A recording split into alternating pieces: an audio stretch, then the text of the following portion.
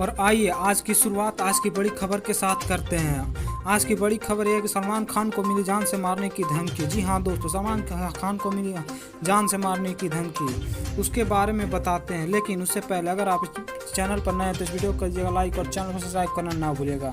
दरअसल दोस्तों, सलमान खान को पिछले कई दिनों से जान से मारने की धमकी मिली है जब से सिंधु मूसेवाला का हत्याकांड सामने आया है।